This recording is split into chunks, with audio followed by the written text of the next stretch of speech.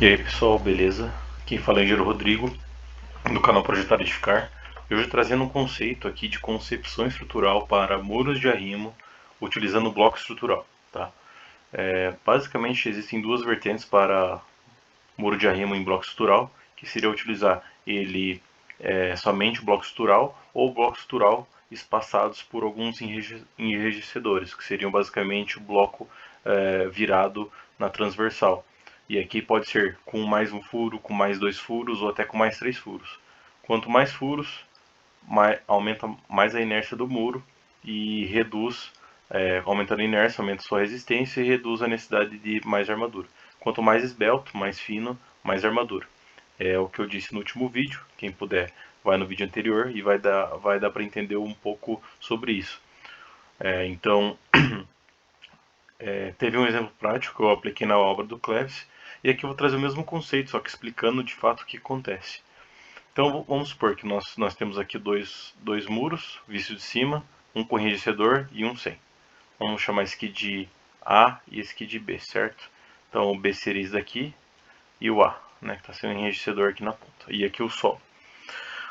Os dois, todo mundo concorda que os dois estão sujeitos à mesma tensão de solo, né, o mesmo empuxo. Então os dois vão ter a mesma carga atuando.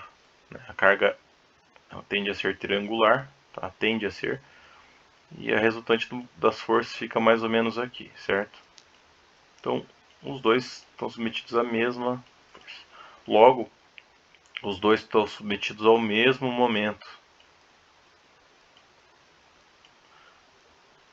Estão submetidos tanto à mesma força, mesmo momento, mesma força cortante. Entretanto, os dois, quando qualquer corpo que recebe uma tensão, ele tende a se deformar. Mas como esse muro aqui sem o enchedor é mais esbelto, ele vai se deformar mais. Então ele tende a se deformar mais, tá? Pela sua inércia sendo menor, enquanto esse tende a se deformar menos por sua inércia maior, tá? E para combater esses esforços, que são os mesmos que com os blocos transversais, é necessário uma maior taxa de armadura por metro, justamente para combater esses esforços que são iguais ao outro, mas como o muro A tem uma... Desculpa, aqui é o muro B, né? E aqui é o muro A. Como o muro B, que é sem enrijecedor, ele tem uma menor inércia, ele precisa de mais armadura para ter sua mesma resistência que o muro da direita. E isso volta à concepção do muro do Cleves no vídeo anterior, onde o muro com enrijecedor precisa de bem menos aço do que o muro com enrijecedor, tá? Cada um tem seus prós e contras, mas a ideia deste vídeo aqui é mostrar a concepção disso, tá? E outra forma de explicar isso que ocorre nós poderíamos analisar um muro de arrimo como se fosse uma laje engastada, tá? Então é a mesma coisa que fosse isso. Então aqui nós temos, por exemplo, uma marquise e aqui na ponta temos o pilar, tá? Então qual que é a tendência aqui dessa marquise? Ela vir nessa direção aqui, deslocar nessa direção, né? Então quanto mais carga, mais ela tende a deslocar. Quanto mais tende a deslocar, maior a força que ela vai ter de giro aqui em relação ao pilar.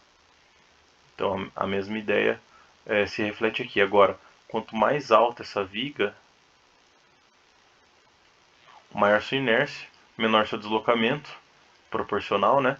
E mais momento ela vai conseguir mandar para o pilar, ou para o bloco de fundação nesse caso. Então isso também é uma vantagem. Agora outra análise, também com lajes, exemplificando por que o muro sem enrijecedor ele é mais fraco proporcionalmente do que o muro com enrijecedor. Vamos supor que nós temos duas lajes, tá? Uma laje plana, tá? Vamos supor que nós temos uma viga aqui segurando e outra viga aqui segurando, certo? E outra viga aqui segurando. Agora vamos supor esta outra laje aqui também, nós temos uma viga de cada lado segurando. Só que entre as duas vigas nós temos umas viguetas, digamos assim, ó, saindo para cá. Certo? Umas viguetas Vocês concordam que essa viga aqui, ela vai ser mais resistente que essa e que essa vai deformar menos quando submetida ao mesmo esforço aqui, seja distribuído, seja concentrado, porque a sua inércia aumentou. Lembrando, inércia, quando são corpos compostos, ela tem relação muito com a altura. De um corpo retangular, seja uma viga, por exemplo, a inércia disso é BH ao cubo sobre 12, sendo B a base, H a altura. Tá? Por isso que falam, quanto maior a altura, maior a inércia, porque a altura entra ao cubo na fórmula da inércia, enquanto que a base entra elevado a 1. Então, aumentando a altura de qualquer elemento estrutural, né, de acordo com a direção do esforço, vai ganhar muita resistência. E isso serve também para pilares, por exemplo. É sempre o mesmo conceito, ou para viga. Tá? Nós temos um pilar aqui, vamos para um pilar 20 por 20. E se na nossa análise de cálculo, tá, tiver acontecendo aqui, ó, um momento em relação a esse eixo X aqui, com certeza se nós aumentarmos para, por exemplo, 20 por 30, o momento vai continuar sendo o mesmo, correto? Esse momento aqui. Entretanto, por sua inércia ter aumentado, nós aumentamos 10 centímetros, mas aqui a inércia aumenta ao cubo, porque nós aumentamos a altura desse pilar, ou dessa viga que seja. Então, consequentemente, sua inércia aumentando, sua resistência total vai aumentar, a sua resistência ao deslocamento, ou a sua flecha, vai aumentar também, e a taxa de armadura vai diminuir. Tudo isso corrobora para o mesmo resultado que a gente teve no cálculo do muro do Cleves. Colocando enrijecedores, diminui a taxa de aço, porque aumenta a sua inércia. E quanto mais enrijecedores nós colocássemos aqui, menos a armadura seria necessário. Mas aí existe, né, um custo-benefício de ficar colocando enrijecedor, até porque tem as distâncias das estacas e tudo mais. Mas a ideia é essa, quanto maior a inércia, maior a resistência da peça.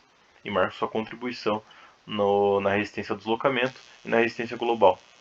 Certo, pessoal? Esse eu queria apresentar este conceito de resistência de muro de arrimo e a inércia. A inércia é um dos pontos-chave de qualquer tipo de muro de arrimo. E um bônus ainda nesse vídeo, o que seria? O muro de bloco estrutural para muros de arrimo, o uso, né, desse tipo de bloco, ele é muito usual e muito funcional e ótimo, excelente para muros de arrimo de baixa estatura, tá? Até sendo que esse sem enrijecedor suporta uma altura de arrimo um pouco menor, na verdade bem menor que o muro de cima, que o muro com enrijecedor. Então, em termos gerais aqui, então o muro de bloco estrutural sem enrijecedor ele vai aguentar X, o muro de bloco com enrijecedor vai aguentar um pouco mais, só que vai ter um momento que mesmo usando enrijecedor você não vai conseguir vencer o empuxo desse solo, principalmente para alturas maiores, por exemplo, 3, 4, 5 metros. E aí são utilizados outros métodos de contenção, tá? Justamente elementos que tenham sua inércia maior ou elementos que utilizem o próprio solo como elemento resistente, tá? Por exemplo, muro de contenção aqui em L, em que esse muro de contenção aqui é uma ideia bem bacana também. São para muros mais altos, né? Mas são bem usuais também. Em que nós temos o que? Nós temos ele é maciço de concreto, então a sua inércia é maior porque essa espessura aqui também é maior. E junto a isso, então nós temos o solo aqui, certo? Estou só desenhando para vocês entenderem melhor. Ao mesmo tempo que essa força vai tentar empurrar o muro para cá, para tombar, o próprio solo que está aqui em cima, ele está exercendo uma força aqui nessa base, que faz um esforço contrário ao giro. Então, o mesmo solo que empurra o muro é o mesmo solo que resiste ao giro dele. E esse tipo de muro é utilizado em alturas maiores e ele também é muito eficiente, tá? Mas por quê? Porque além dele ter uma inércia maior, ele também utiliza o próprio momento que o solo é, está exercendo sobre ele como um elemento antitombamento. Tá? Isso daí é um outro conceito também que é utilizado. E daí existe também os muros de gravidade, mas não são muito usuais porque os muros de gravidade eles têm uma dificuldade que eles não são armados, ou seja, eles só são têm a sua resistência com base aqui no seu peso, né? Na gravidade. Por isso são muros da gravidade a sua especificação. Eles são muros que eles precisam de uma largura um pouco maior aqui. E aqui tem vários métodos: pedra armada, gabião, muro de solo, solo cimento. E por que não é utilizado em obras de pequeno e médio porte? Justamente porque ele precisaria de um grande espaço aqui e ocuparia muito espaço dentro do muro. Tá?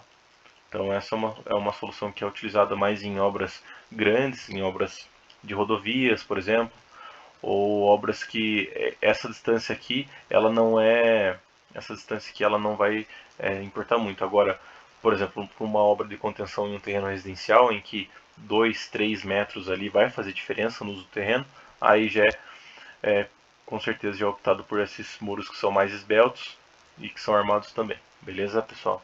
Espero que tenham gostado do vídeo. Deixa um like, comenta aí sugestão, o que ficou com dúvida e sugestões de vídeo, enfim.